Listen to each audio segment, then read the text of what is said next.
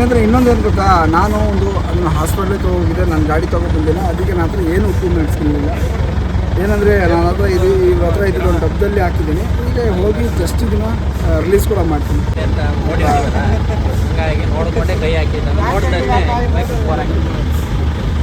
ಸರಿ ಅಂದರೆ ಆದಷ್ಟು ಸೇಫ್ ಆಗಿರಿ, ಹುಷಾರಾಗಿ. ರಾತ್ರಿ ಎಲ್ಲ ತುಂಬ ಮಳೆ ಇದೆ ನಮ್ಮ ರಾಮನಗರದಲ್ಲಿ.